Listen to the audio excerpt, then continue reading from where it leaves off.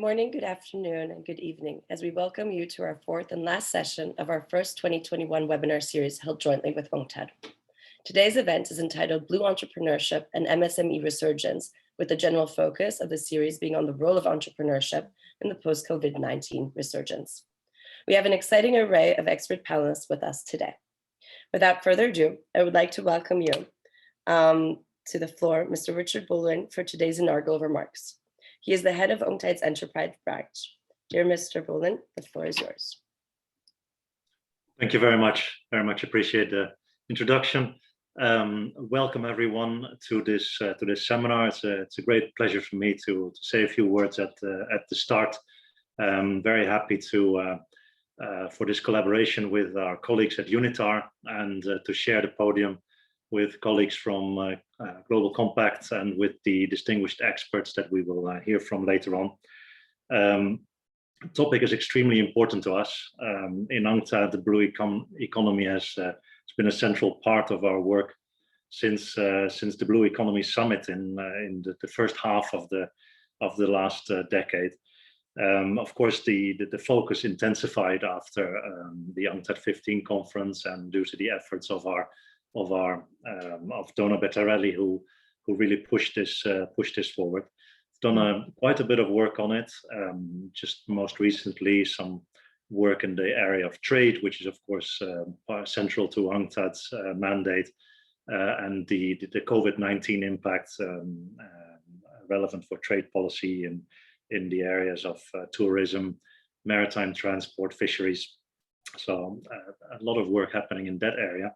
But also in my division, the investment and enterprise division, we are increasingly doing work. We have in the area of investment, in our investment policy reviews, this topic is becoming increasingly important. In fact, we have a specific section on this in the investment policy review of Seychelles, on which we will hear a little bit later some further details. That'll be very interesting. And of course, in the area of entrepreneurship, this is also a core part of what we do. We have our entrepreneurship policy framework, which helps governments with designing initiatives and programs to promote entrepreneurship. And we have that framework has a number of spin-offs and focus areas, including youth, including green, including blue economy type entrepreneurship initiatives. This is increasingly important to our work, and I'm really curious to hear today some real examples, both from the perspective of policy making and from the perspective of actual businesses operating in the blue economy. What are the opportunities that we now have, and what are the things that we need to do to make sure businesses climb out of the trough caused by the COVID-19 pandemic right now? So I will leave it at that, and I really look forward to deliberations today. Thank you very much. Thank you so very much, Mr. Bolin. And next up, I would like to welcome Suzanne Johnson, Senior Advisor to the UN Global Compact Sustainable Ocean Business, for her welcoming remarks. Dear Ms. Johnson, the floor is yours. Thank you, Julia, and thank you to UNITAR and UNCTAD for today. And also thank you to Richard. That was really interesting about UNCTAD. And I'd like to just also, yes, recognize, you mentioned Donna Bertarelli, your ambassador for the blue economy, who was one of the, I think, the fastest woman sailing around the world. But she's done so much to highlight the need for gender equality in the blue economy. So thank you to Richard, and also thank you to Donna too. You know, I wanted to just give some high-level remarks before we get into, you know, the details of the panel and entrepreneurship. But if we just look at where we are in the world right now, we're in a growing world. We're expecting 2 billion more by 2050 who will demand 50% more energy and will need to feed the equivalent of a new city of people every day. So on our planet, the land is used up. And meanwhile, the ocean covers 70% of the Earth. So we're going to need to expand the use of the ocean and the industry around it. But at the same time, we need to scale up the use from the ocean in the right way. We need to improve environmental degradation. We need to fight climate change from the ocean, and we need to give equitable access to good jobs and opportunities in the ocean economy. So against this setting, the sustainable ocean economy represents a tremendous opportunity for growth if it's done right. The blue economy is large, and if it were a country, it would rank well within the world's top economies, and its size is expected to double within 20 years.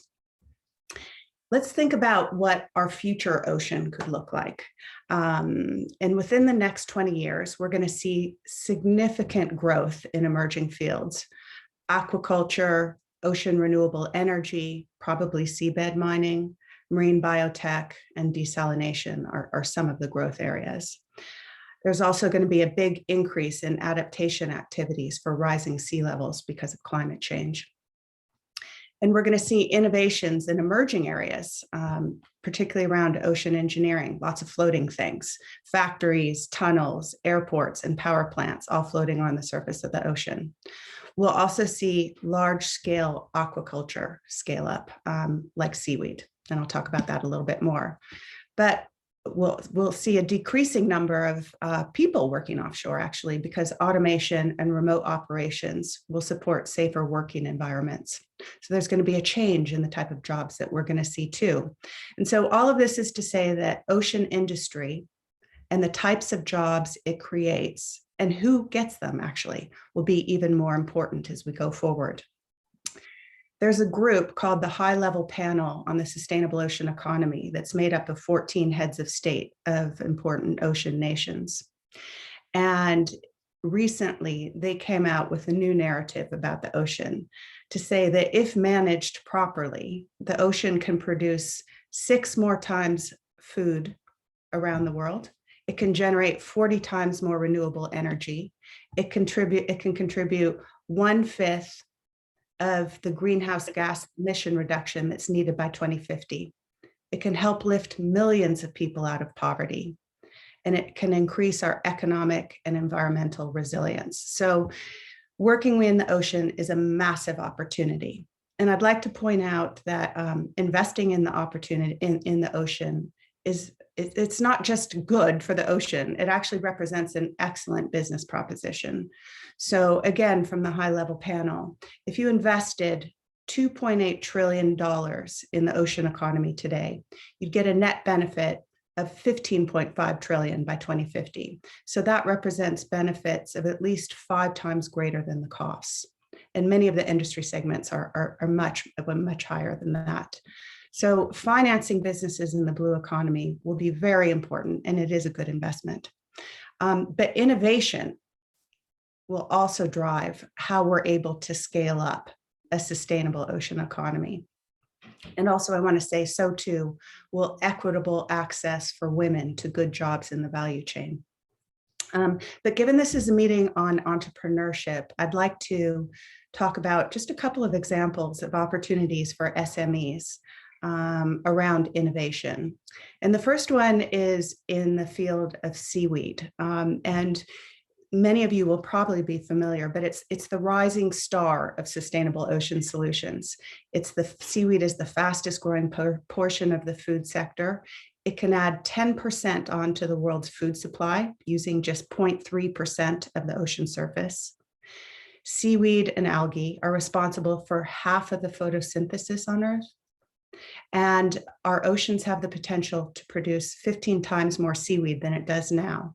And in doing so, that could add employment for 150 million people. So seaweed is an incredible natural resource. And in farming seaweed around the world, though, it's typically women who do the low-paid harvesting of it. And recently, a scientist in Tanzania observed that men who buy the raw seaweed and then dry it and powderize it typically achieve 6 to 40 times the revenue for the processed product rather than the fresh stuff. So if we think about making this simple powderizing technology, and it's very simple, available to the women farmers, It helps them access a more profitable part of the value chain. And getting to a more profitable part of the value chain is changing the lives of women and the lives of their families. So that's one area when we think about the businesses, the SME businesses that we want to go into. Think about which part of the value chain you're accessing and how you can use technology and innovation to scale that up. Another example, which I think is really interesting around small business innovation, is in the offshore wind business, because as I mentioned before, we're expecting to see 40 times growth in this business. And it's one where big companies tend to dominate. So as it transpires, though, small companies have a big role to play in supporting the big companies. And that's an example of that is we're seeing a lot of smaller companies participate in data collection. So one example is wind farm developers used to have to send out big and very expensive vessels to gather data around ocean chemistry and currents. But then some entrepreneurs started putting little boats like the kind that you sail around in the park lakes and putting them out into the ocean to float and just go around. And one company, Pangaea Subsea, developed this technology, and it's now these little boats are now critical to every single wind farm in the United States from Pangaea Subsea. So it's an example, again, of the opportunity that's out there for SMEs, but just two examples. And then finally, I wanted to touch on, given that we represent, many of us, companies in the ocean economy, and in particular, how can companies demonstrate their commitment to sustainable ocean business? And the organization I work in, the UN Global Compact, has a set of sustainable ocean principles, and companies can sign them voluntarily to show how they take action and prevent harm to support a healthy and productive ocean. And I'd like to encourage any of the ocean businesses in the meeting today to take a look at the principles and think about signing them, because they're a way to signal your company's ocean stewardship to the markets. Investors look at these, stakeholders and employees look at them as a sign of ocean stewardship. And I'll put the link into the chat shortly, but I would encourage you to look at them. So just a few remarks on the blue economy and the promise that it holds. And I'm very much looking forward now to turning to the panel to get more into detail. Thank you very much.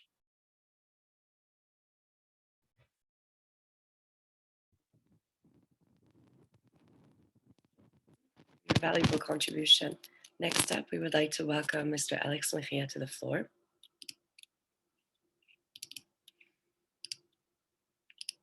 Dear Mr. Mejia, he is our moderator for the day. He's the director of the Division for People and Social Inclusion at UNITAR. Welcome to the floor, Mr. Mejia.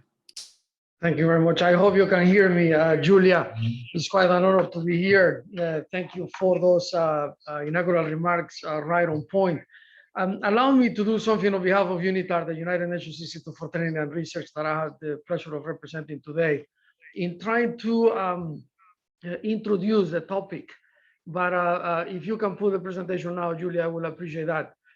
In doing so, I would like to pay my respect to the millions of people suffering around the world because of the COVID. We speak to you today, remembering that more than 160 million people have been, infected with this virus, that 3.5 million people have died so far. This is 3,500,000 too many losses. And this is families and friends and organizations that have expected this impact. So Julia, if you can start showing my presentation now, I will appreciate that. At UNITAR, our mandate is capacity building, right? In joining our forces with UNCTAD, what we aim to do here today for all of you listening to us is simply to give you some ideas, some questions perhaps, and attempt to give some answers. Those are the numbers that I just mentioned. Thank you so much, Julia. You can go to the next. To talk about entrepreneurship, but from the perspective of the reality that we experience today. What has happened, what needs to be done, and particularly when it comes to blue entrepreneurship. So allow me to use a couple of minutes to say that the coronavirus outbreak indeed has caused a global health emergency and then a global economic slowdown, among other consequences. The number of unemployed people that we expect at OECD, at the World Bank, by December 2021 is more than 150 million.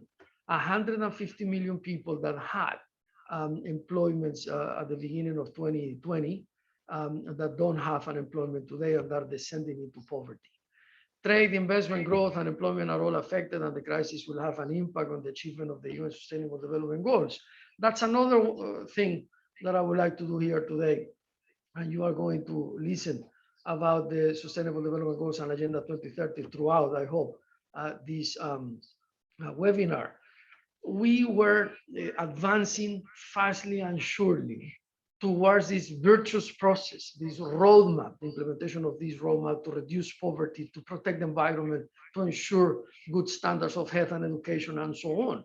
We are now going backwards. So it is time to think about it and how, in the post-COVID era, we go back to the Sustainable Development Goals and embrace again the virtuous process that we had started. Next, please.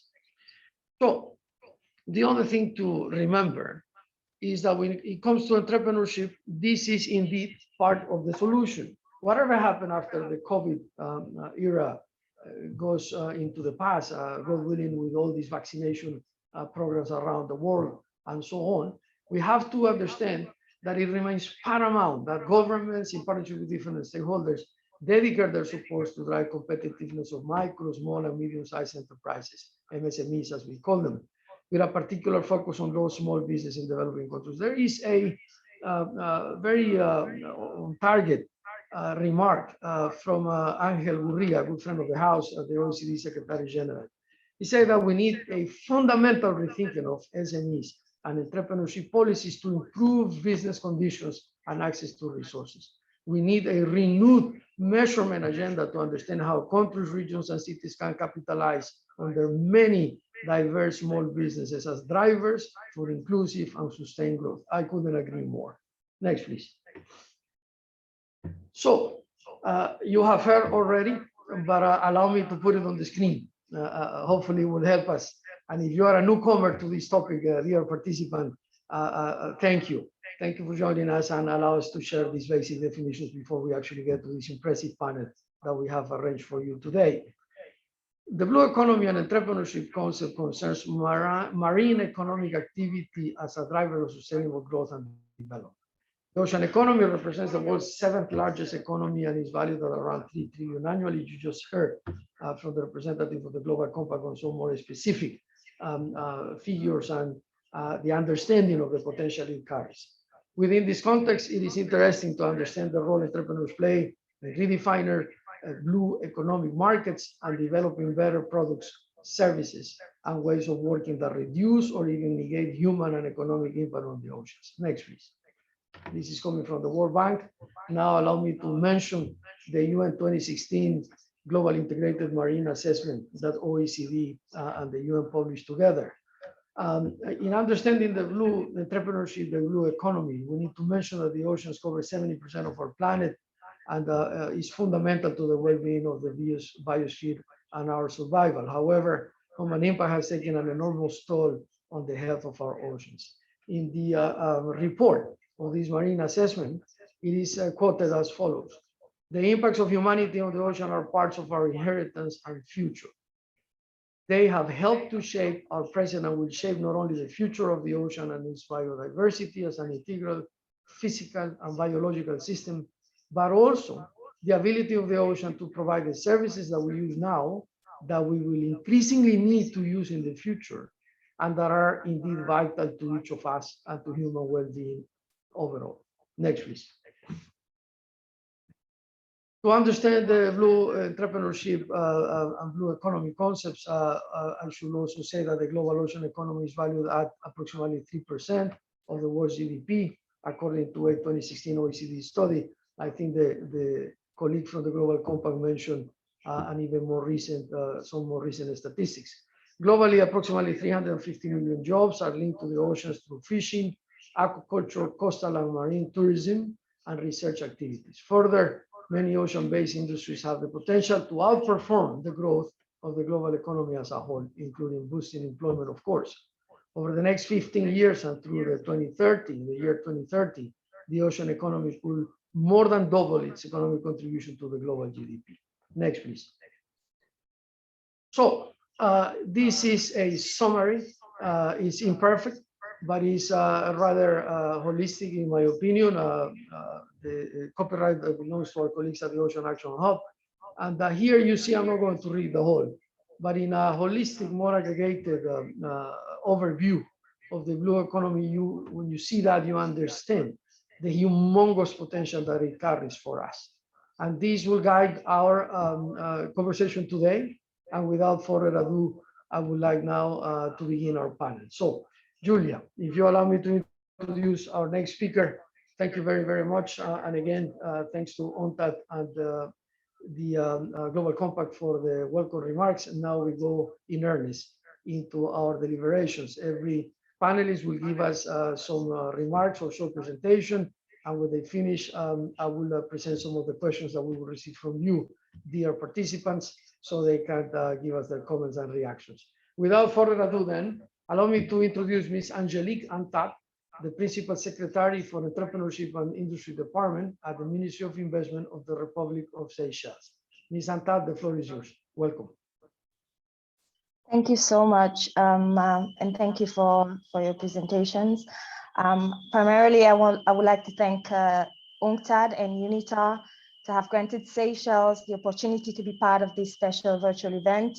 I believe that it is very crucial when a small island development state heavily impacted by the pandemic is rethinking its options.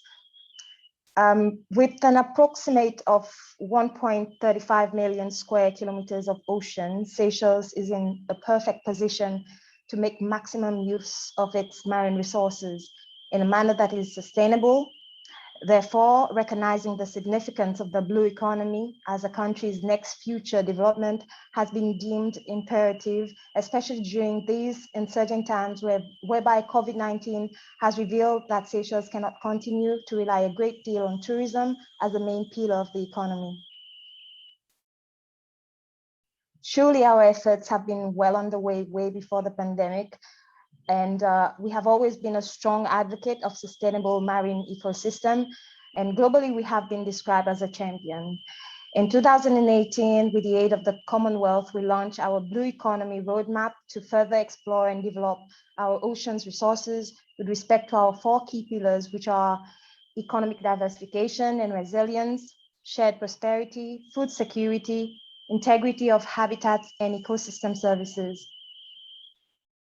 In October 2018, the government of Seychelles issued a sovereign blue bond, which in parts provides financing to support blue entrepreneurship. Through the Seychelles Conservation and Climate Adaptation Trust, or SECAT, a non-governmental trust, these proceeds are managed with the aim to facilitate funding to various bodies, which include entrepreneurs and MSMEs with a mission of generating new learning, bold action, and sustainable blue prosperity for our country. In 2019, EcoSol Consulting, a private enterprise, and SECAT, in partnership with the Department of Entrepreneurship and Industry, through one of its entities, the Enterprise Seychelles Agency, carried a detailed assessment of the blue economy entrepreneurship ecosystem. The assessment found that entrepreneurs and MSMEs require much needed support for the development of this evolving model. It was also apparent that young entrepreneurs, first of all, lack the ability to identify and create sustainable job opportunities and enterprises in the blue economy.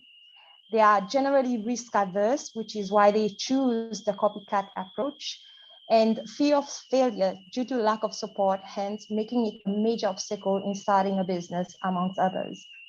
ESA, on the other hand, recently benefited from a grant of 1 million under the SECAT Blue Grants Fund, and that's rupees, which will be used for the implementation of the Blue Economy project entitled Entrepreneurship Development in the Blue Economy.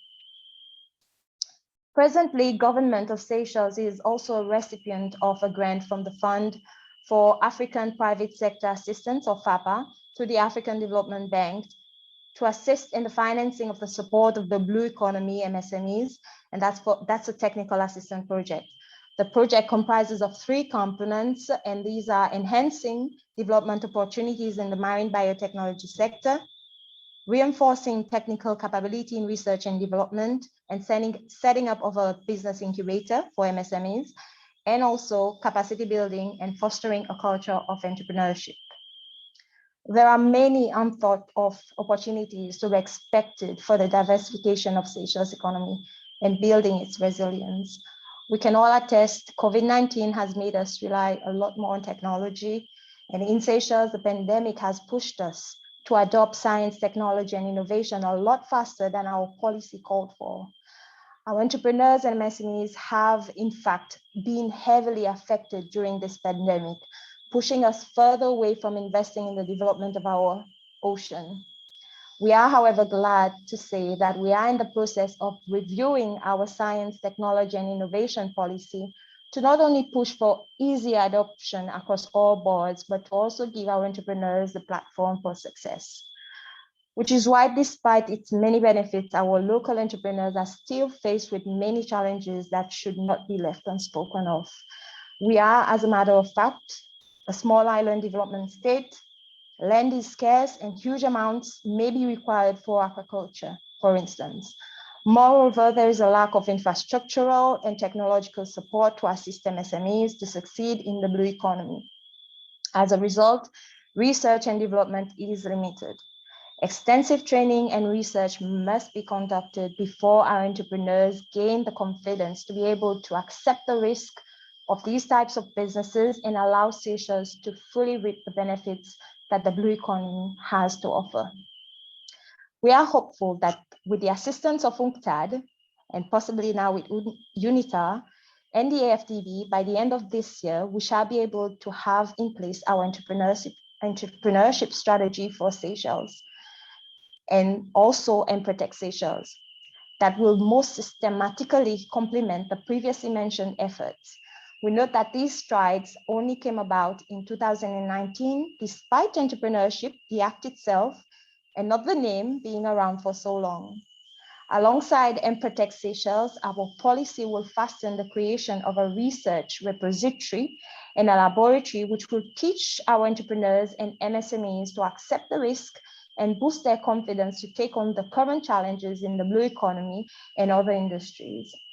By pushing for such opportunities for our innovators, our ministry will be able to fulfill the strategic vision of creating employment and generating wealth. In closing, we are certain that this discussion will be fruitful, and it represents a unique opportunity for stakeholders at all levels, both public and private, to learn from each other. Seychelles undoubtedly looks forward to contributing more extensively to the development of a blue future. Thank you. Thanks to you, indeed, Angelique. This is quite on point and relevant to understand what the Seychelles is actually doing, the potential ahead, and why say CAT, C-A-T. It's, I believe, one of the models that we should explore. So we will go back to you with a couple of questions, but without further ado, let me introduce now our next speaker, Dr. Paul Ponder. He's a professor and the director of the MBA program at the prestigious St. George's University of the West Indies in the Caribbean. Dr. Ponder, the floor is yours. Welcome. Okay, good day, everyone. So I'm gonna start my presentation. So I'm a Barbadian, but I'm living in Grenada and I'm at the St. George's University. So what I've been asked to speak on is the Blue Entrepreneurship and MSMEs resurgence, the case of Barbados. So that's what I'm going to speak to directly. My first slide speaks about the impact of COVID-19 on the blue economy. Now, there has been a significant impact of COVID-19 on small island developing states, and Barbados has been no different to any of the other small island developing states. We are very susceptible to, external shocks from a financial standpoint, clearly from a public health standpoint as well, and also from other environmental issues, maybe volcanoes, hurricanes, and so on. So our challenges are very big as it relates to being a small island developing state. And under COVID-19, these things have kind of risen or grown exponentially in terms of how these challenges impact on our blue economy. So some of the first things that I identified in terms of direct impact. So there's been lots of pressure on the fisher folk to sell their fish now from a home environment, as fish markets have been closed. And in order for them to generate revenue at all to contribute to their families or survival and so on, they have had to sell from home. And this in itself has been a challenge from a health standpoint, in that there have been reduced standards. So no longer do you have to follow the same standards that you will follow if you're operating from inside the market.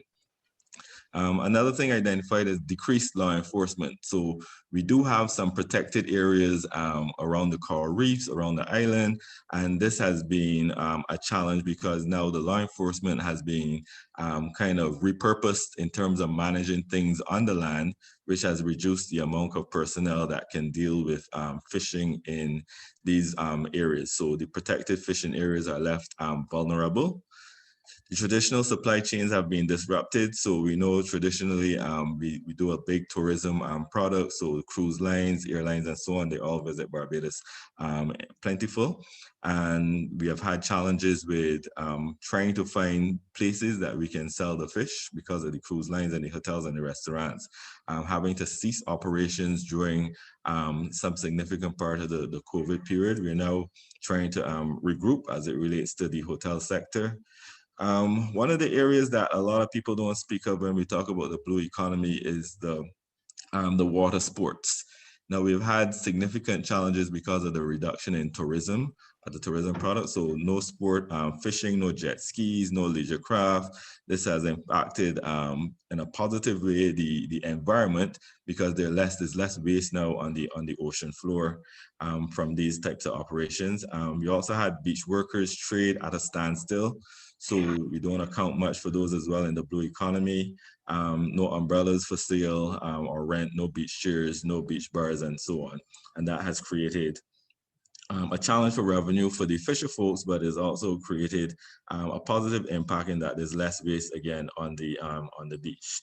So in other words, the blue economy workers, like the fisher folks and the beach operators, their families share a similar fate to other workers that have been that have lost their jobs, but there's significant contribution that they make, and they are still very much a disadvantaged group, and they're feeling it even more.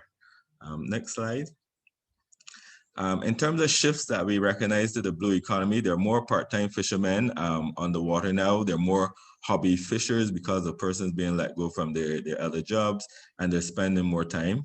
In terms of the supply chain, this has been disrupted significantly. So we now have more consumers are trending towards buying local fish as opposed to the international stock like the salmon and the lobster, which has been on the decline because of the lack of distribution methods for these international delicacies. More consumers are buying fish from local fish markets, and then they're also doing this to avoid attending the supermarkets because of the public health challenges with COVID and attending supermarkets. Next slide speaks to the blue entrepreneurship adaptations from COVID-19 crisis. So as a country, the government would have put several things in place to deal or manage or try to control the spread of COVID-19.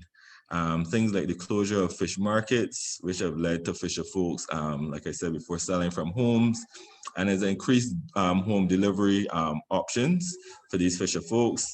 There's been a decline in demand from supermarkets, restaurants, and the traditional channels, and this has led to more stockpiling in local refrigerated facilities. And of course, because we weren't doing this much before, this has led to an increase in cost and an increase in price of the actual fish, because it now has to be stored for a while. Consumer preferences for contactless deliveries. We got longer lines at fish markets with control entrances, so the 6 foot apart and the temperature checks, all things that would have been introduced and had to be adapted by the fisher folk as well. And then the reduction in the number of middlemen for health reasons. So the fish is now not passing through as many middlemen as it was before, obviously because of the challenge of the COVID-19 crisis. In terms of government policies and initiatives that have dealt specifically with the Blue entrepreneurs, so there are quite a few policies that are geared towards facilitating small and medium-sized enterprises, facilitating women in entrepreneurship, facilitating youth entrepreneurship, but the ones I identified here are geared specifically towards the Blue entrepreneurs. So in 2018, with a new government coming into power, we introduced this new ministry called the Ministry of Maritime Affairs and Blue Economy. So, and it was the mandate of this ministry to deal with some of these challenges that have been identified. One of the things that they set out to do is upgrade several fish markets. So the development of attractive spaces that promote vending and entrepreneurship to kind of encourage access to local goods, local products, local foods, mainly fish. We have done a significant amount of upgrade in terms of sustainability of markets, so solar panels, energy, ice makers, upgrading fish facilities to deal with WTO phyto sanitary standards, enhancing fish landings. One of the new things that we've done that wasn't out there before, fish aggregating devices. So these are devices that are placed out to sea that cast shadows and allow the fish to come around, which reduces the amount of time that somebody has to spend looking for fish. And then one of the more important ones, technical assistance and funding for the fisher force. So innovative boat financing tools, things like build and lease and so on, we've introduced. There's several other initiatives that exist that encompass integrating local lifestyles and businesses. So we have things dealing with single-use plastics. We have a challenge with turtles coming on land. So there are lots of business opportunities that can come around there. I also heard one of the previous speakers talk about seaweed. We have a challenge with sargassum and trying to control it. And then the predatory fish, the lionfish. Other proposed strategic interventions, establishing things like Maritime Training Institute and a network for marine management areas, enhancing regulatory framework and infrastructure for maritime transportation sector in line with international obligations, enhancing governance framework for the fisheries sector and establishment of more or less research that is current that can help guide the fishing industry as well as the blue economy industry. In terms of sustainable use of marine resources, to date, there's some activity towards marine resources and sustainability. So things like reduction in the use of single-use plastics. We have a lot of NGOs and other organizations that deal with cleaning up beaches and shores. We do a lot of education in marine knowledge. And then there are areas for improvement, kind of like avoiding overfishing and setting up quotas. This is definitely an area that we need to focus a little bit more energy on. And then we also need a little bit more scientific research on the ocean ecosystem. So say for instance, because we attract so many cruise ships, what happens in terms of damage if they come in. Recently, we've had some volcanoes and some earthquakes in the surrounding areas. And these two have created some challenges for us in the ocean, as well as, we don't necessarily know the full impact on the ecosystem in the ocean as well. So in closing, I would say that a sustainable blue economy only emerges when there's a balance between long-term capacity of ocean ecosystems and the economic activity that is actually derived from the ocean. So we need to find the right balance there. And in terms of Barbados, we've started the process towards a sustainable blue economy, but there's still a very long way that we have to go. That brings to an end my presentation. I hope I've been able to enlighten you as to what Barbados is doing in this regard. Very much so, Professor, very much so. And I thank you sincerely. Before we introduce our next distinguished speaker, allow me to say that one of the objectives of this webinar series, of course, is to offer practical advice, to report on real activities of things that happen in the public sector, in the private sector, in the third sector. And what your government is doing is quite unique, but what your society is doing in the Barbados is even more. How the pandemic has perhaps, if I can use the word, forced communities to go back to the essentials. As you say, less supermarket, buy local, buy directly from the fishermen and so on. We will talk a little more about the strategy of the government and this new ministry created a couple of years ago for maritime affairs and the blue ocean and the blue economy. But without further ado, now let me introduce Ms. Nicole Leo-Todd, the Executive Director of the Caribbean Natural Resources Institute out of Trinidad and Tobago. Ms. Leo-Todd, the floor is yours. I welcome you. Very much, and it's a pleasure to be here with everyone today and sharing. I work with the Caribbean Natural Resources Institute, or CANARI. We're a non-profit technical institute working across the Caribbean to facilitate stewardship of natural resources.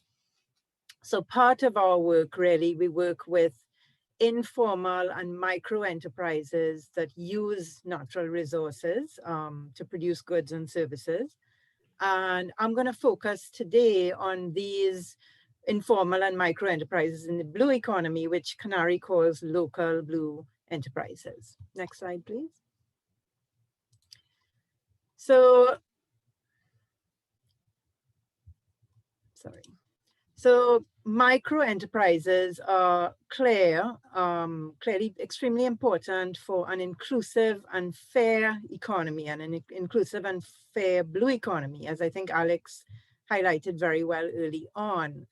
And so the types of local blue enterprises in the Caribbean, we're talking about, yes, small scale fisheries, very important, which is about 10% of the people in the Caribbean participate in small scale fisheries. So it's huge. But also things like people doing apiculture and making honey in mangroves. Community-based tourism is obviously huge. The Caribbean is the most dependent tourism area in the world. And so community-based ecotourism is important. And also mariculture farming of algae, which in the Caribbean we call sea moss. But it's the same edible algae and we use it to make various food products. So in the Caribbean, we've always had an important blue economy obviously, is 134 million people living along the coast in the Caribbean who are dependent on the blue economy. So it's a wide variety. And I hope that people are familiar with this quote already. We are not all in the same boat, but we're all in the same storm. So I'm really focusing on, the tiny little kayak maybe in the bottom there, or people who are actually not even in a boat, but are trying to swim through this COVID-19 storm, which of course has had a massive impact around the world and certainly in the Caribbean. Next slide, please. So what we need to appreciate is that these local blue enterprises are being hit very hard by COVID-19, but they were already facing tremendous challenges. So already the institutions that are set up in the Caribbean to support enterprise development were very disconnected from the needs of this fairly invisible sector, the micro enterprise and informal sector. So the legal, regulatory, and fiscal framework does not support the type of hybrid social green-blue enterprises. There's very limited microfinance opportunities available that's accessible by these type of micro entrepreneurs. And the business support services, by and large, do not recognize, target, or accommodate these types of enterprises. The other set of challenges they face, obviously, they're dependent on nature for their business, and therefore biodiversity collapse and climate change are directly impacting on their business. So COVID-19 is just on top of all these challenges already. Next slide, please. So in the Caribbean, what are the specific impacts we're talking about? To add to Paul's very useful presentation, the lockdowns in the Caribbean, very, very tough lockdowns we're facing, and restricted access means challenges for them simply to sell their product. Closure of access to international markets. Many of the countries, I'm in Trinidad and Tobago, and our borders have been closed since March last year. So, you know, there's a 70% drop in overnight tourists in the Caribbean. So we simply don't have the international market that we used to have access to. Paul alluded to this. I think we're definitely seeing increased competition and unsustainable use of natural resources. Yes, there's less enforcement in the marine areas, and also many people who have been lost employment and other opportunities have turned to fishing or other subsistence use. So there's really a tremendous pressure on the marine resources right now. The bureaucracy has really blocked access to the social safety nets, which some of the governments have set up.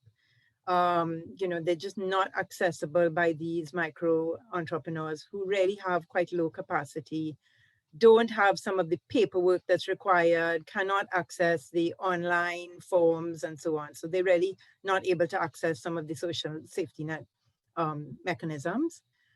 And finally, the Caribbean, you need to appreciate, with tiny countries with very poor health systems, simply not able to take care of people who are sick. We don't have tons of ventilators. We don't have ICU beds. And the global injustice in access to vaccines is certainly hitting us. And so there's a tremendous fear from the entrepreneurs in being out there and selling. They're quite afraid. And so all of these are just very practical things facing them. Next slide, please. So how are they responding? We are seeing innovation to try and reach local markets. So, okay, we don't have international tourists. Can we attract local tourists? Because people are frustrated. We cannot travel as well. So local people are looking for experiences in nature to de-stress and take care of their mental health. So that is an opportunity. There's tremendous imported food in the Caribbean usually, and we're seeing shortages and restrictions. So there is opportunity for them to innovate and do value-added products and try and meet some of the local demand for food as well. We are seeing some of the micro-entrepreneurs trying to develop their ICT capacity, a simple thing like a Facebook page or participating in a webinar. They are learning and really trying to use technology to promote their business. And they are starting even more to look to each other. How can they form partnerships within countries and across countries? Next slide, please. So I want to share some good practices. And I think there is tremendous work being done for many years by excellent civil society organizations working on the ground. And Canary has also been obviously working to provide incubation support to many of these enterprises. So some of the areas to talk about, one is these entrepreneurs need mentoring. And somebody said it just this week to me, they need more than hand-holding, they need hugging. They need such a level of support from people. And these civil society organizations are doing a marvelous job on the ground, supporting them to strengthen their business, their marketing, their organizational strengthening, especially where it's associations. They're channeling microfinance to these businesses, and a tiny amount of money can really help them move forward. But it is microfinance we're talking about. And so we need those intermediary channels. Building capacity to use ICT tools, I talked about that. Canary has developed an innovative method to help them climate-proof their business along their value chain. Many of them have never even developed their value chain and really analyzing how is climate change going to impact you and what can you do to build your resilience. Fostering peer knowledge exchange and partnerships.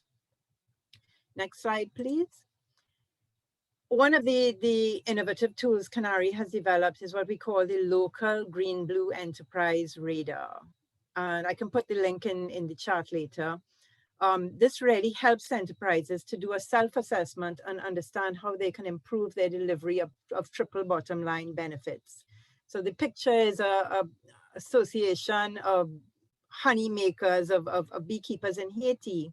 And they are able to use this very simple visual participatory tool that was facilitated by their mentor, who's on the left, to assess how they can develop their business. And we're getting tremendous response. And they're saying things like, now we see how we are part of the green economy and the blue economy. So really understanding how they can operate environmentally sustainably and delivering social benefits as well as making money. Next slide, please. So finally, some recommendations for those of us who are interested in how can we support local blue enterprises for a just and inclusive and fair COVID-19 recovery. My first recommendation is we need to invest in protecting and restoring the ecosystems that they depend on. And I'm not seeing a lot of focus on that in the COVID-19 recovery projects. And we need to focus on biodiversity, restoration, and climate adaptation very much. Second is we need to measure and better understand this very invisible sector. We cannot help them if we do not know who they are, what they need. So they really need to be incorporated in some of the national and regional and global studies. We need to build awareness of the very nice products and services that they do offer. How can we support them through markets? And we need to really reform current policies, legislations, regulations to deliver a more enabling environment for these informal and micro enterprises. This fourth one, we need to protect them from threats from investments in big economy, in big blue economy, and big business. And I'll say a caution that seems to be a tremendous push in expanding the marine algae market. And I think we need to protect the many tiny entrepreneurs who are already in that market and can be pushed straight out if we're not careful.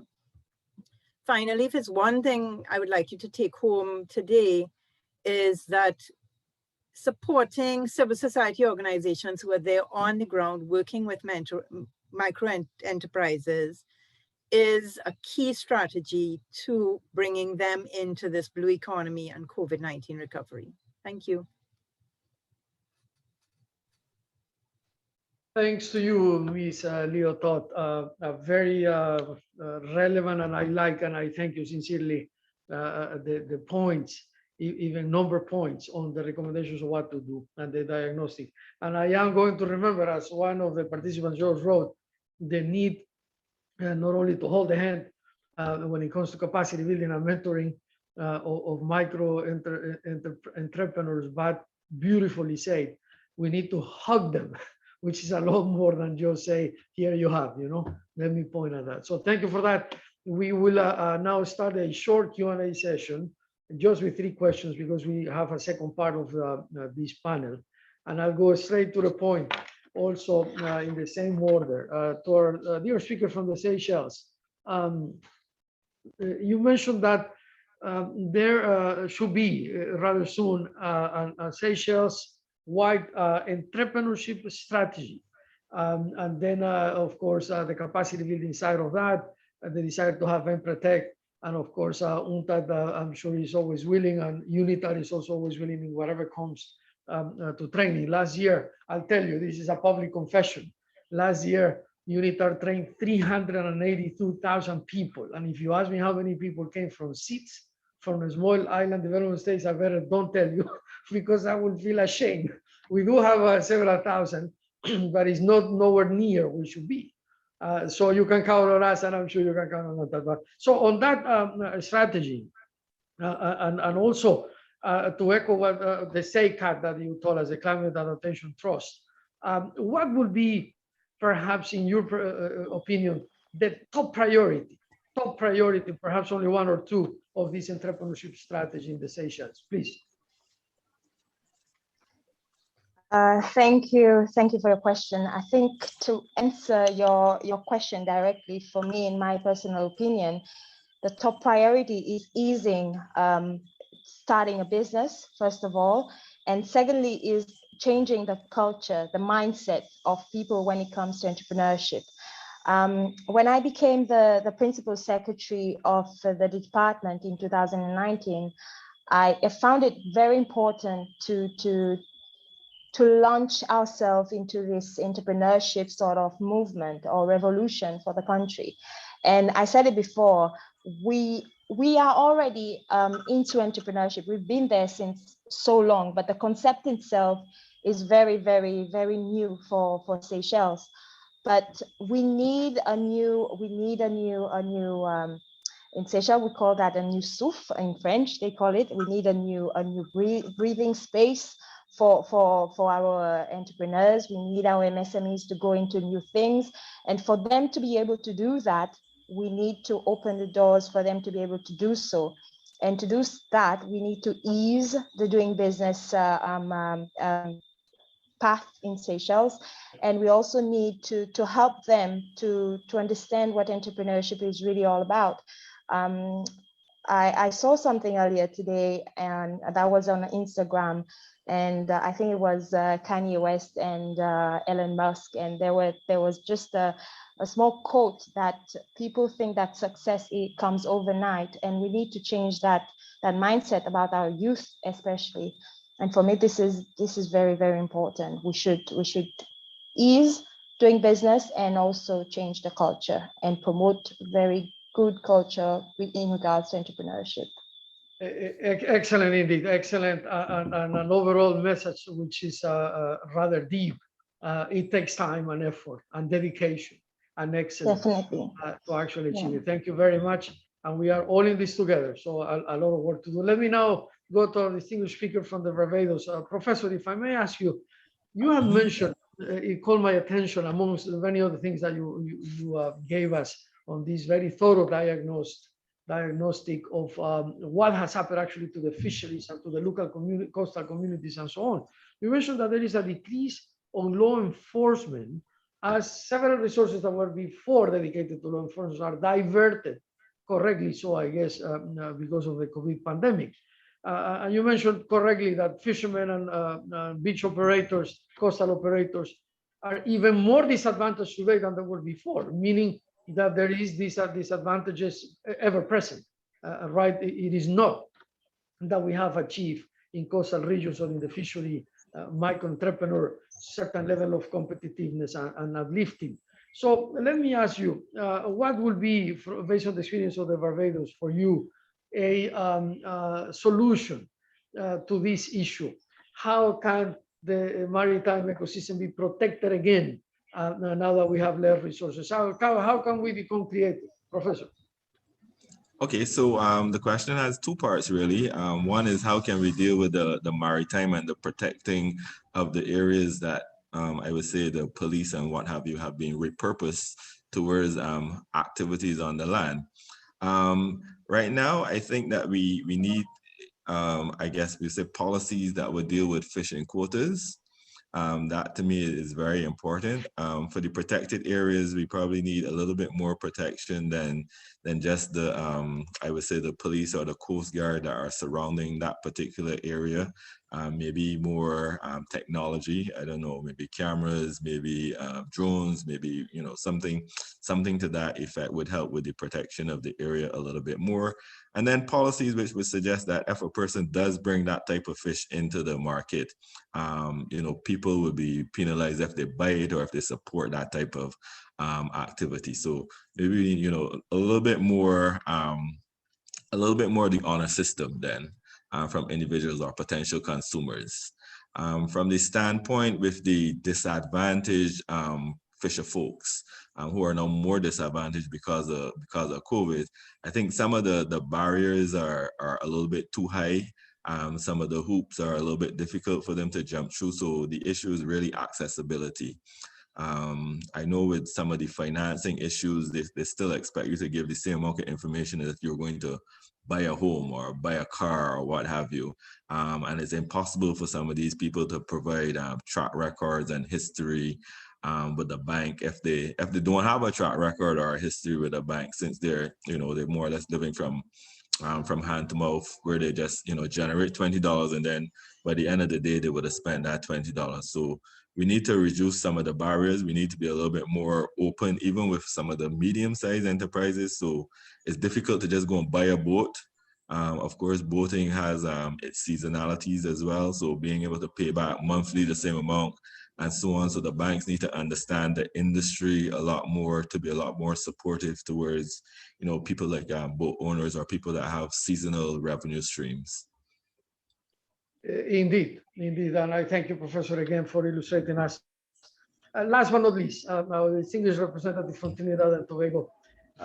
Indeed, also an excellent presentation. I capture very much community-based informal micro enterprises are a path to inclusive blue economy. And that's where I want to go. The blue economy so far, the way we understand it, has to lead us to see that there is a lot of discrimination and non-inclusiveness. So when you were mentioned that 134, if I'm correct, million people in the Caribbean live in coastal areas, that's a sizable population and a lot of vulnerable people, right? But then you told us, correctly so, that there is this disconnect between the institutions, and many of the people watching this webinar today, I saw the registration list, and from very many countries, by the way, and I welcome you again. Thank you for joining us. But many of you come from the public sector. So some of the people here, Ms. Liotard, are government officials. So can you tell us how we can reduce this disconnection amongst the institutions and government from the needs of the micro and medium and small enterprises in this area, please? Thank you. And Canary has been trying to do some of this. And first thing is really to introduce these agencies and programs to the sector, which is a very niche sector and very invisible. So a lot of times they're simply not aware and don't have systems set up, for example, to go out into rural areas and really do the kind of outreach and extension work it takes to work with them. So I think some retraining and some restructuring of existing programs would go a tremendous way to leverage the government programs that are already there. And secondly, I think where government agencies can partner with civil society organizations on the ground and in the communities who can act as that intermediary. So I really feel partnerships are key. Thank you. Very much so, and I thank you again. So to the three of you, my appreciation for giving us this very specific view of what's happening on the ground. And now let me go to the second part of this quite interesting panel.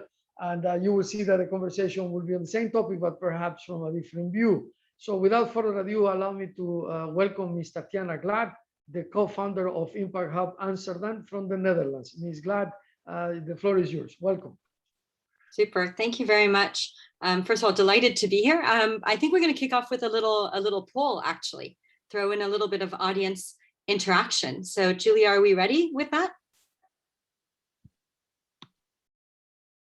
Super, there you go. I think the first question I wanted to ask and get a sense of is, what is the most important area for Blue entrepreneurship to focus on in the coming years? And we came up with, been hearing a lot about 4 of these. So if it's any 4 or other, unfortunately, I can't collect all the other, but if you do have access to the chat, you can throw it in the chat. And the second question, I'd love you to score from a scale of 1 to 10, being 1 being the least and 10 being the most important. How important are entrepreneurs to a sustainable blue economy? We know entrepreneurs are not the only answer, but how important are they to you?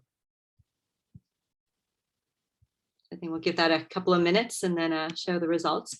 And maybe while you're doing that, just to say, I'm bringing the angle very much from Impact Hub, where we work with impact entrepreneurs. I also have a particular passion for water and started a water not-for-profit many years ago out of Canada. And so I am so happy that you guys are bringing entrepreneurship together with the blue economy, because I think really it's the start of, we can see a lot more, a lot more needs to happen and a lot more can happen. And there's a lot of hope out there. So I will try and bring some inspiring hope to all of us for the ocean. Should we see what the poll says? Are we able to see some of the results already?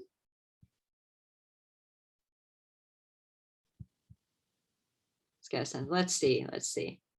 Oh, good breakdown. Very interesting. Okay, well, that's good. Then I guess the audience is in the right place to be talking about this stuff. So thank you very much for your affirmation on that. So what I'd like to do is just get started a little bit about what Impact Hub is. For those of you who don't know, we're very focused in particular. I'm in Amsterdam, but we have 100 Impact Hubs around the world. So we're a global network.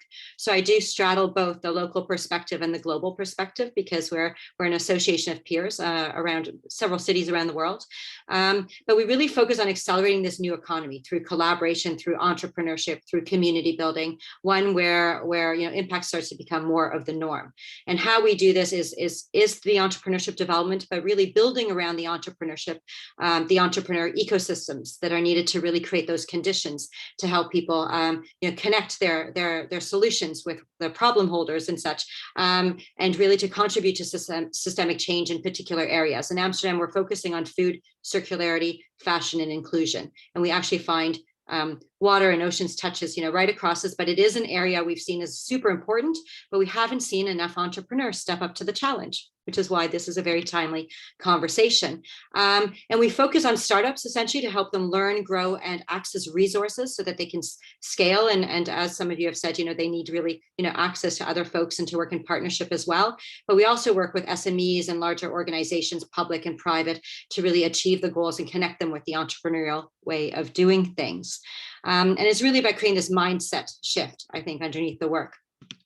So a couple of facts and figures about, we've been in Amsterdam, we've been running for 12 years now, but we've had, kind of tremendous traction on entrepreneurs moving from being kind of a hobby to more essential to the economy.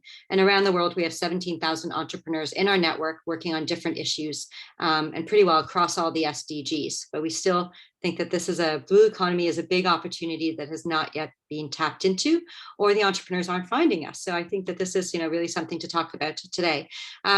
We have this global network committed to the SDGs, as I said, and I really want to take my short time to jump into a few examples of entrepreneurship for our blue economy. Now, some of these examples have come. I'm only going to share 4 of them. Some come via our various accelerators. We did do a dedicated accelerator with the oceans team at WWF, the World Wildlife Fund. And what came out of that is we saw a need for more, and particularly for entrepreneurs to contribute in looking upstream and not just downstream and beach cleanups, but to start to move beyond that and think, how do we actually see the blue economy go hand in hand with a circular economy? And so this terminology is all out there, and we need to make sure that entrepreneurs are not being categorized in one place, but are really starting to build those connections around shifting things in a more sustainable way. And so none of these are necessarily the solution, and no individual necessarily is. But what we really believe in the Impact Hub community, locally and globally, is that we can create a breeding ground of more entrepreneurial solutions. And through our community and attention to building those partnerships between entrepreneurs and learning from each other, that they can learn faster toward, to make a more systemic contribution to the change. So whether they are working, on a local solution or a global solution through technology or through community, we're finding by these diverse entrepreneurs meeting each other in any segment, but particularly, since the ocean is so big and interconnected itself, is that it's very important that these entrepreneurs meet each other and connect across borders, but also across traditional sectors. Now, we have these programs where they get mentoring and they create peer learning and access to finance and such, and yes, also hugs when they need it. So I'll go into a couple of examples here. Ionica is one of the ones that I love to share the most, because it was kind of a surprise success to us, at least seeing them coming. And this came through our Plastic Free Oceans Accelerator. This member came in with a new circular technology, basically to infinitely recycle PET plastics. Now, this could be in any industry, but they responded to this call for plastic free oceans, because we know how many people drink and throw out these bottles, and how they get littered on so many places around or all of our waterways, actually. And with the support of the Netherlands Enterprise Agency, the National Green Fund, and also Coca-Cola Company, what they did was they were able to build their first industrial plant in the Netherlands and create a new bottle for Coca-Cola to be able to see something that is not throw away. The traditional PET recycling kind of, had an end of line, and they've created this sort of infinite recycling capacity, which we think is, quite a game changer in the field. And they had attention for investment and looking for scaling and such like that. Another one is plastic whales. So you see these folks fishing out of a boat. And, this is what we do in Amsterdam. We fish for plastic out of our canals. But these members really, they went through our investment ready program. They were looking to take a hobby into making it a stronger and more viable business and look for investment. And it's really a social enterprise with a mission. So they envision, again, plastic-free waters. And what they have been doing is showing, by fishing the plastic out of the canals, is showing how to turn waste into a product in terms of involving many people and other businesses.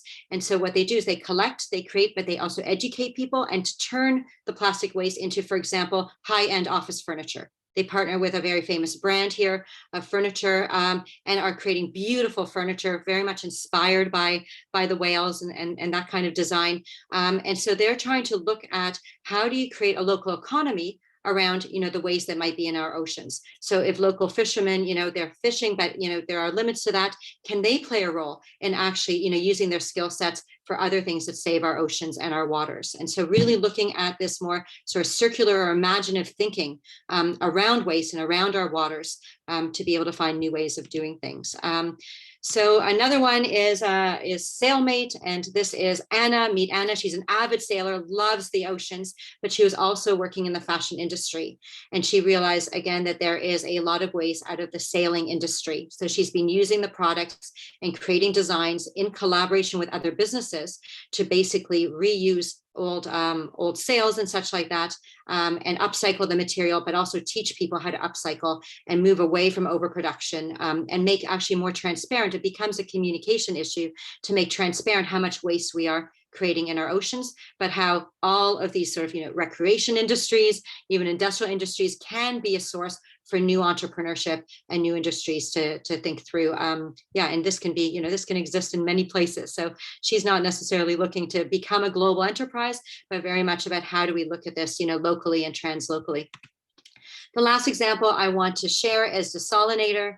Desalinator was part of something we did with Booking.com, where they were looking at, how can tourism be a force for good, and how do we make a difference in the places that we rely on for clean tourism? We'd like them to be clean and such. And Desalinator basically replicates the water cycle through harnessing solar energy. And it's a new way of desalinating water and providing clean drinking water without all the waste and all the brine. I think, there's tons and tons, and most of you will have the facts and figures on that, about the brine that is created, through desalination. But it's really looking at a more decentralized, low cost, accessible for families, for smaller enterprise and such. And really at the core, even though they have an environmental technology, it's about creating community resilience for the future. And so they've been looking at how can they work in remote island communities or coastal locations and all kinds of other places to create water independence, to save the ocean, but also to have a low carbon future. So I think, as Paul has alluded to, there's many dynamics that are between these various industries. And at a local level, if you're a fisherman or you're working for, let's say, in your local hospital, we're all impacted by one system or another. And so what's important in our approach is to take this ecosystems approach to engage diverse stakeholders on issues that matter. And now that's a maybe wordful here, but Nicole mentioned that entrepreneurs need to work with each other, and we believe impact doesn't happen in isolation, and it's not just about them training and learning from each other, but it's about building that village that really raises the entrepreneur. And so we're constantly working to shape and curate and interconnect a web of people and organizations that have a shared purpose, that we can contribute through and create these new chains of value, to make sure that there's not just a good idea that might or might not succeed, but that we create these new chains of partnership, interconnection, of support. And so that we're not just spending money to create entrepreneurs, but we're actually building a new economy through these entrepreneurs, also sometimes supplying, being part of procurement agendas, creating new innovations within supply chains, helping corporates that might have problems or SMEs that might have problems. We do a lot of matchmaking to connect them together in that way, so that we can build this piece by piece and be really in good business together in that way. And so resilience, I think, is a big topic for all of us. And there's also a term that's come out of our Impact Hub in Venezuela. I really quoting Nassim Taleb around anti-fragile. So if any of you have read the book Anti-Fragile, I think, it's not just about resilience and bouncing back to what we are, but I think these examples of island leadership, these examples of bringing entrepreneurship together with our ocean, and these examples, of islands faced with so much, I think, and building that new resilience, it's actually more about building anti-fragility. So how do we not just withstand the shocks, but how do we innovate? How do we increase our capacity to be sustainable ourselves when there are, failures, when there are mistakes, when there's noise, when there's volatility. So we've been thinking, and this is, a little spiral diagram. We've been thinking a lot about what does it take to build an ecosystem approach? And this is an example of what we've created at the city level with the City of Amsterdam. But I'd love to create a little blue spiral with, some of you, where we look at what are the conditions that we need, to really create this ecosystem as we want to enlarge it, as we want to enlarge the engagement, as we want to spread impact and really take root towards a new economy, a blue economy, one that is sustainable, resilient, engaging people. We have to really look at the beginning. How are we creating the right conditions? And those right conditions of collaboration exist in the partnership DNA. That has to be there at the beginning.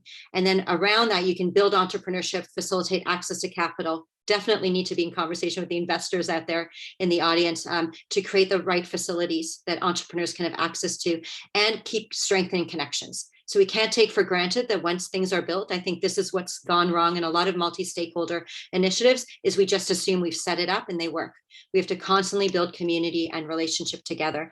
And so we have a lot of lessons learned around that, and that has to do with the difference of speed of entrepreneurs, right? We want to get things done. We want to get out there. We see so many opportunities and can be of service. And public sector, larger organizations, regulatory environments take such a long time, and so we have to develop the patience, and we need these institutions to develop the courage to really work, at another pace and to try and experiment and to build, a non-linear approach sometimes. I put a little, this towards a more resilient economy is a little snapshot of an article I co-wrote with the City of Amsterdam, which was looking at this question of the post-COVID reality. And I can make that available, but I want to share just to end off here a couple of lessons learned and also inspired by, I don't know if you all know the professor of economics and innovation, Mariana Mazzucato, very inspired by taking a more systemic perspective on, the role of economics in our society, and the dynamic between the social change that needs to happen and the economic change is one, I would say, is really we need to steer innovation to solve these societal challenges. Really, we can't waste our innovative energy and our resources. We really need to bring together the social responsibility on the planet with the innovation capacity and business capacity we have. Second of all is that I'd really like to see us invest in the structures and the conditions to start to move in this direction, to prevent a future crises. It's really, we can't keep saying we told you so 20 years ago. We're now here. We can't wait another 20 years. Really need to see these infrastructures, and there's social infrastructures too, these relationships. And the third thing is that we really need to work together. We need to kind of, go beyond the business cards and really start to trust each other across borders and across sectors, and start small and start really as communities saying we have a shared purpose. Let's bring the right stakeholders together and, get our hands dirty. And so to sum up, I'm really, it's been so great to hear the panelists before me, because and to see this leadership coming from Seychelles, Barbados, and other places. And as Paul said, there really is a long way to go. So I'll leave you with a couple of questions. What stakeholders need to be brought together to create the right conditions for impact entrepreneurship? And really think about that in your own context. Not everything is a global answer. Sometimes we do need to really work at contextualizing it. And the second question is, so where does the next generation of leadership come from? And how can we really support that? So it's really looking at that next generation of leadership. That's not a next generation always in age, but it is a next generation in a way of thinking. And that is, across all age groups, I would say, in all sectors. So inviting all of you to really think next generation starts now. So thank you very much. I have lots more to share. I think that's all I could fit in today. So join us in the transition, get in touch with an impact hub near you or myself, and we'd love to see where we can co-create, more for the ocean's economy and connect entrepreneurs and business in good ways. So thank you. Thanks to you indeed, Ms. Glad, especially for the last two questions. That in itself could justify another 2-hour conversation, but a lot of resources. I will be asking you some questions as soon as we finish the second part of the panel, but thank you again. An excellent presentation indeed. without more wait, let me now introduce Mr. Timothy Voley. He's the CEO of Biofane of France, and I would like to offer the floor now to Mr. Voley. Welcome. Great, thank you for having me. Really, really great to be here. Excellent, yeah. So just to start off with a bit of framing, what I'm going to do is talk about sort of a case study, the case study of our company and how this fits into the overall blue economy. I should start by saying also that I haven't always been an entrepreneur. I spent many years working at the World Bank, and I left the World Bank 3 years ago at the age of 37 to start a company. So, you know, it's never too late to get out there, cash in the pension fund, and do something new and innovative. So next slide. Where did I want to go, essentially? I'm a medical doctor and environmental scientist. I worked a lot in oceans and fisheries at the World Bank and with other organizations, and realized there's a tremendous amount of resource out there in the living ocean that can be tapped into. By mass, 3/4 of all the animals on Earth live in the ocean. That has a lot of implication for us as humans, also animals, in terms of developing new biotechnologies and understanding life sciences. 32 out of 33 animal phyla exist in the ocean, and more than 40,000 unique biochemical compounds have been isolated from sea creatures, which is really compelling. Next slide. And yet, this is really just the tip of the iceberg. Of an estimated 2 million multicellular organism types in the ocean, we've only identified about 200,000. 4,000 of those we have biological samples for, and of those, we've only sequenced about 500 genomes. That means that we really have only assembled genomes for 0.0025% of the ocean organisms, which means there is just a tremendous amount to be discovered and to be learned and applied from these resources. And yet, next slide. With that sort of limited understanding, we have all of these incredible biotechnological applications of marine organisms. We've developed new drugs, we have new cosmetics, there are enzymes, there are approaches to remediating the environment. We have new biofuels, new biomaterials. I'm sure you've seen some of these new plastics that are coming from algae, really impressive stuff. There's a lot that can be applied to the aquaculture space and agriculture. We've learned a lot by studying animals as well. Next slide. And what that has done over the years, there have been, you know, a dozen Nobel Prizes that have been awarded by studying marine organisms and developing marine bioproducts. There have been dozens of approved pipeline drugs, HIV medications, herpes medications, pain medications, cancer medications, infections. We'll talk about that in a second with regard to COVID. Many laboratory applications, some of these things that are the basic processes in laboratories for staining molecules and cells have come from jellyfish. There are surgical bioproducts, so much interesting stuff coming out of Iceland, using the waste products of animals to use to create bone grafts and skin grafts. And then, of course, tons of cosmetic applications. Everyone wants their skin to look nice. And these ocean organisms have a lot of great compounds for that. You know, they exist in a sort of a very warm, sunny environment, and they produce their own sunscreens. But when we started this company, we thought, all right, what's the way to do it? Do we want to be developing drugs that take a long time to get to market? Do we want to be developing cosmetics? Also a very complicated process. What about flipping that model on its head and taking some innovations that have come out of human biomedicine and applying it to a living ocean space? And what that means for us is applying that to aquaculture. Aquaculture is a $200 billion market.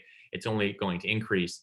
And there's so much innovation that's been done in human biomedicine. Why not just take some of that and apply this to these living marine organisms? It's a One Health approach, if you're familiar with that, about the integration of human and animal health issues and how that really all connects to the environment. Next slide. And so one dimension of that that we focused on is nanotechnology. We're truly living in this nanotechnology renaissance. It's been around for several decades, and it has been used to develop many different types of therapeutics in human biomedicine. Nanotechnology, essentially what it means in the context of biomedicine is that it's a delivery mechanism. You take an existing molecule or compound or drug, and you make it better. You encapsulate it in something. What that does is that improves the absorption in the body, improves the bioavailability, and as a result, you can get those active compounds to where you need them. So if you're a cancer patient and you're getting chemotherapy, you need to penetrate deep tissues within the body, and nanotechnology enables you to do that. Next slide. The most recent and salient example of that are the BioNTech and Moderna coronavirus vaccines. So these vaccines contain a little bit of mRNA, which is incorporated into the cells. But this little bit of mRNA is a very sort of sensitive substrate, and it needs to be protected. And so it's protected in a lipid nanocapsule. And this science is only possible over this decades of development, going back really to the 1960s, where folks started to think about this and deploy this science and this technology. And we've come to a really banner year in nanotechnology, where it's being used so widely in the deployment of these coronavirus vaccines. Next slide. And so what we have done is taken this science and we are applying it to the aquaculture space. And so what we're doing is we are nano-encapsulating high value nutrients, and eventually we'll be doing medicines. And rather than injecting them via sort of a needle, as you do with a vaccine, we're incorporating that into fish feed. And what this enables us to do is increase the health and nutrition of these fish in various ways. We can use far fewer marine ingredients that would ordinarily be used in the aquaculture product. This has many implications, both for sustainability. A bit of a dirty secret in the aquaculture industry is that a lot of the fish that are raised are fed fish from the ocean. And so you're catching wild fish and inserting them into aquaculture. This is really a problem. By using this nano-encapsulation technique, you can reduce the amount of marine ingredients that are needed by tenfold. And what this does is has real implications for the health of the animals and also the overall sustainability of aquaculture. Next slide. And so you'll see, this is just sort of a schematic of what this looks like, some nice little nanoparticles under a scanning electron microscope. Next slide. And with that, you get this real exponential impact in various ways. In the first column here, you've got sort of the shelf life on the overall preservation and protection of these sensitive ingredients that can be degraded. You have this ingredient protection in the animals themselves. That stomach of a salmon, for example, is acidic, just like a human's. And so these ingredients need to be protected, and so they're not degraded before they make it into the tissues. And then you have these impacts on the overall industry. And so you improve the growth rate of these animals. You can improve the FCR, the feed conversion rate, increase their survival, increase or reduce the quantity of ingredients, and basically make a more profitable product. Next slide. And these are just a few of the ingredient types that we're encapsulating. You may recognize some of these if you work in the industry. Omega-3s, everybody knows, is the reason why people eat fish. Fish need vitamins just like we do, but they're very sensitive molecules, very prone to degradation. Phytogenics, plant-based compounds, again, a really important ingredient to get this industry on the sustainability track. And then astaxanthin, which is also essentially another vitamin that comes from marine sources, but is limited. It's important for us to ensure that we aren't trashing the environment and pulling this stuff out of the Arctic or Antarctic and injecting in our fish. Next slide. And so we'll say, just sort of simply to sort of sum up on this, the benefits of using this kind of biomedical science in the marine space are many, right? So you can guarantee a higher nutrient quality in these fish. You can also guarantee a more sustainable, environmentally friendly product, and you can improve the taste because you're using ingredients that are guaranteed to be good rather than who knows what you're pulling out of the ocean.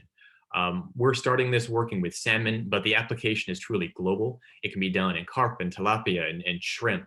Basically, any species that's being produced around the world, there's potential for this kind of advanced biomedical technology to be used to enhance this sustainable ocean industry. Next slide. And we'll simply close by saying, why do this now? Well, the timing is really right, both in terms of the biomedical innovation, but also in terms of ocean innovation, ocean attention. There's all sorts of media associated with the ocean right now. People are interested in this, and what that means is that people are interested in funding it. So it's a great time to be involved in the biomedical space. These public awareness campaigns, there are other ocean biotech companies that are emerging. This is really important because it creates an ecosystem of partners who can exchange ideas, talk about challenges, and use their technologies to leverage other technologies.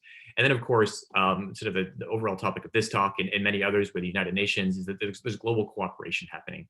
And what that does is it facilitates more of these opportunities and enables more startups and innovations to bubble to the surface. And next slide. That's it. This is just a turtle friend of mine. So thought that I would close with that. So thank you. Thank you so much, Dr. Foley, for making us think out of the box, literally. A lot of resources and a different perspective to understand the richness of blue ecosystem, as you say. We'll go back to you with a couple of questions. But now, last but not least, Ms. Judith Underwood is the CEO of the Blue Institute Labs from the United States of America, and I would like to invite her to take the floor. Ms. Underwood, welcome. Thank you. Thank you for having me. Pleasure. Thank you. Thank you to UNITAR and thank you to UNITAR. I'm from the Blue Institute Labs. We are what's called a public benefit corporation. That means that we are not completely focused on just making money, but 10% of our profits go back to our sister nonprofit, the Blue Institute, which is focused on creating the next generation of water and ocean thought leaders. So I want to talk today about 3 questions. What are the latest innovations in blue tech? How can startups engage in this sector? And what lessons have we, the Blue Institute Labs, learned? If you could go to the next slide, please. So here is an overview of the different companies that we service. Before COVID hit, we were very focused on creating an actual space, a waterfront space, where startups, as well as university students and researchers, industry researchers and government researchers could all come together under one roof and use shared resources, different labs, and also water facilities. And this is our innovation through collaboration model. And when COVID hit, we decided to take things online, which is the model that I want to talk about today. And we have our Blue Incubator, which is 24 companies from throughout North and South America, as well as Europe. And we handpicked those companies. None of them directly compete, but instead we saw opportunities to bring them together to talk about how they could possibly work together and to be able to introduce them to funding opportunities, to larger companies that they might be able to team with, and to help them identify locations where they could do pilots and develop their products. One of the largest challenges we're seeing with startups in the blue tech space, which is the hardware and the software for the ocean space, is that all of these technologies take a lot longer for testing and training because the ocean environment is the harshest in the world. So that's one of the, our mission is to support these kind of companies that need a longer span of support, as well as to, we're very focused on inclusion, and we're very focused on bringing up companies that are disparate from their regular ecosystems. Next slide, please. So this winter, and we think that this is a model that can be used locally. I liked the example that was used earlier about mentors not only hand-holding, but hugging. We did an 8-week program we called the Blue Accelerator. It was for companies that had gone through a business accelerator. So they had their business model in place, but they really needed technical support. And our group of founders and advisors went out, and we didn't go out physically, but we called and we emailed to folks that we knew that were professionals in the industry or in research, and asked them if they would mentor. And these are people that normally do not mentor. They're high-level engineers and scientists. And we got 20 amazing people to mentor these 10 companies. And it was all online. It was a series of Zoom meetings and a lot of telephone calls. But within that 8 weeks, those companies very clearly developed, and they made connections. They made connections around funding. Most importantly, they made connections around where they could get their prototyping done, or engineering problems that they had, or locations for where they could do their piloting or their advanced piloting. Maybe they were on their 3rd piloting. Last slide, please. Next slide. So lessons learned, there's really good community out there. We tapped into our universities in the area. We tapped into government agencies that may not have been familiar with the blue economy, and we pulled them in as speakers. And we also tapped into Coast Guard and Navy folks because there's also opportunities for dual use. For example, one company may have been making a sensor for the science community, but that same sensor is very applicable for a seaweed farmer, for example. And I'd be happy to answer any questions. Please reach out to me. We would really like to help startups around the world, and we'll be having a call out in October for Climate Week Blue. Thank you. Thanks to you very much for providing access and visibility to all these resources that I am sure will entice more than one of our participants to be here. And by the way, I forgot to say at the beginning that here we had around 150 or so, sometimes a little more at the beginning, now a little less participants, but there are hundreds more through Facebook Live, and then hundreds more that will watch these deliberations on YouTube. So I'm very happy that our audience live now and later on in an asynchronous way can get to hear the valuable things that we are discussing here. So let me now present a couple of questions to our three panelists from the second part of this interesting panel. And to begin with that, let me go back to Ms. Glad and ask something about the gender perspective on all what you do. And I was very impressed to hear about this plastic whale, these examples that you gave us, the plastic whale, what they do with the actual plastic whale that they take, and then it's transformed into beautiful furniture and so on. The sailmate produce a wave on that side of the blue industry. But on the gender perspective, can you give us some comments on how you view the inclusion of women in all these initiatives? Please, Ms. Glad.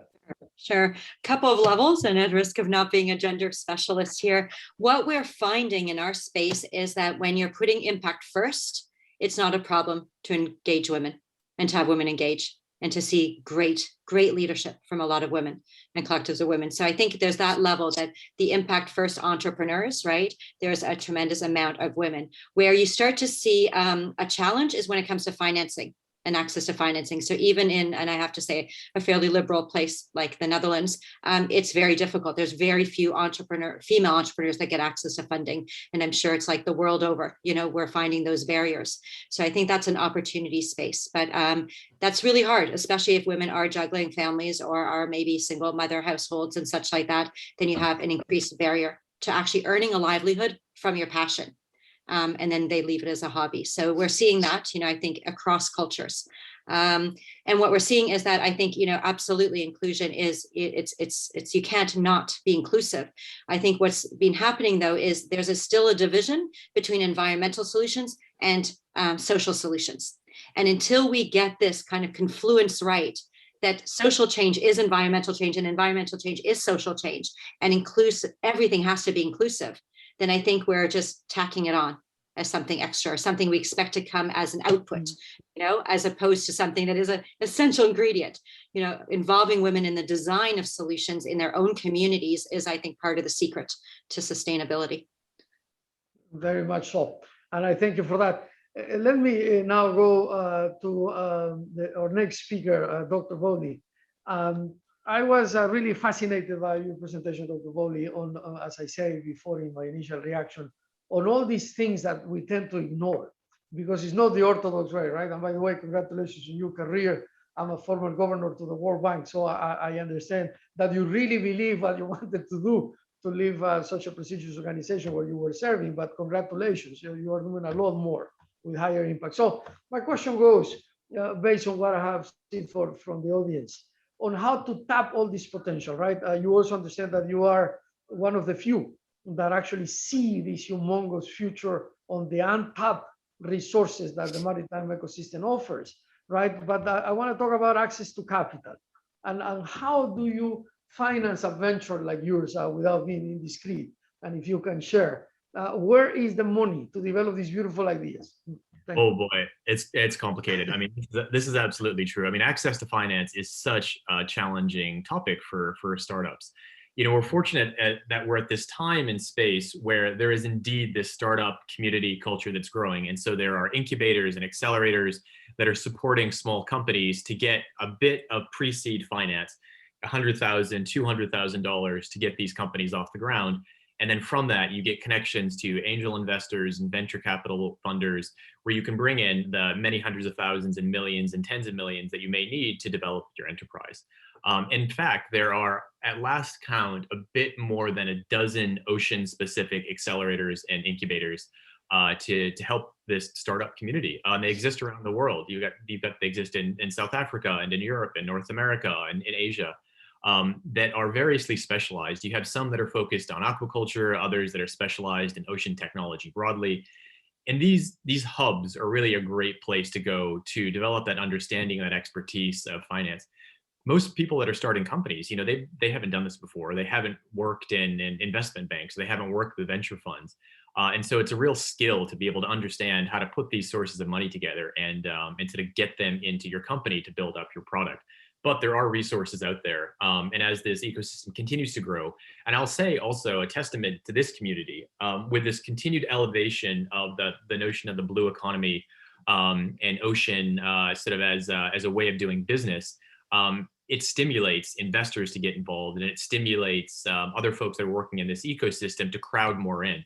You know, you've got billionaires and ultra rich tech people who hear about this and they think, oh, great. Well, you know, there's this UN program. Why don't I shove $100 million into this space?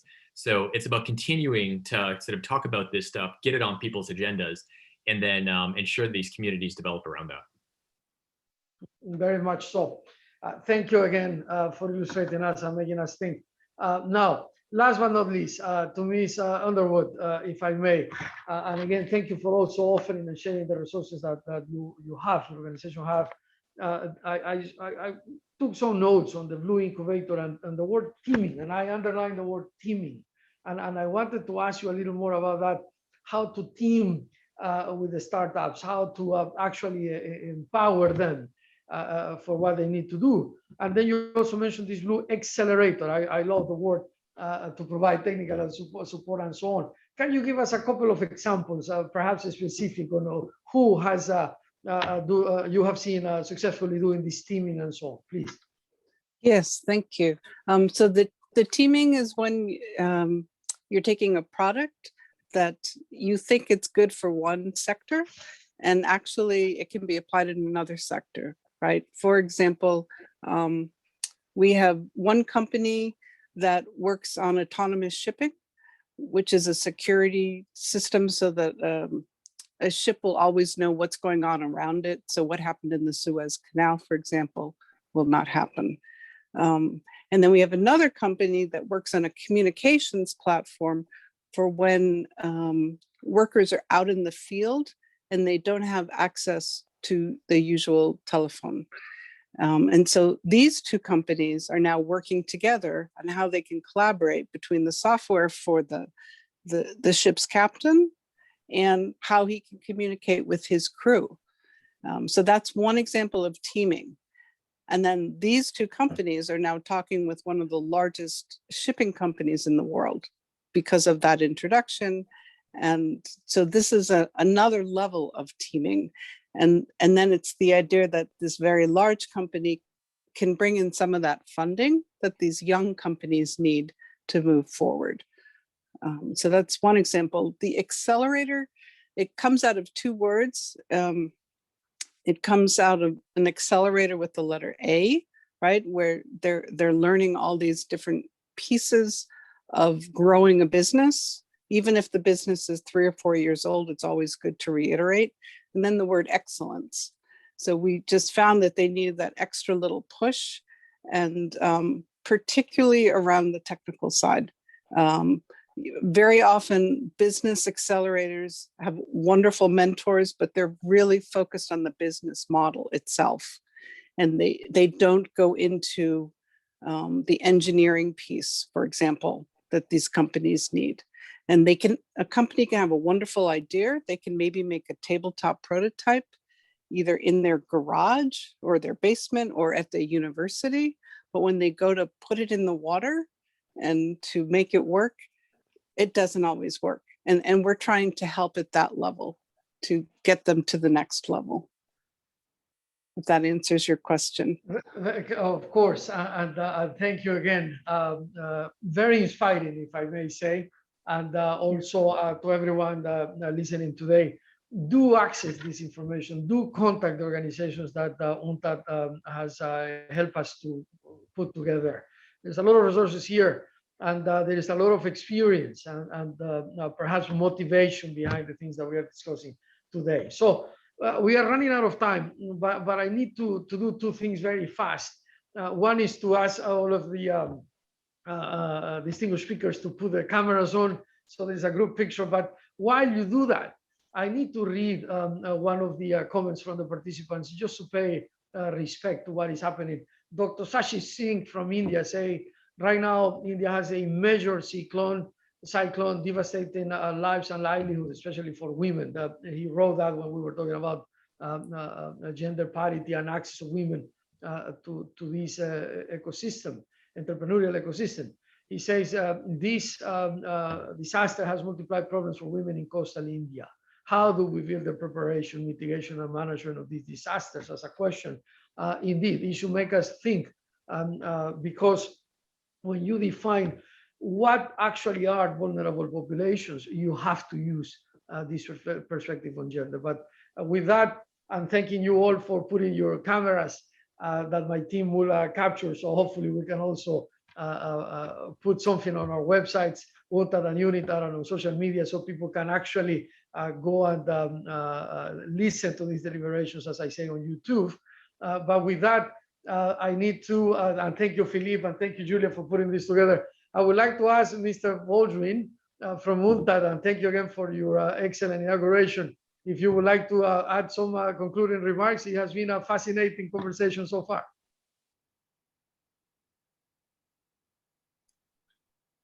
Thank you very much for the opportunity. I really found it extremely interesting to see, to hear all the stories, and I think it's a great addition to our joint series of webinars on entrepreneurship. So thank you all very much for your contribution, and I look forward to meeting again at some point in the future. Thank you.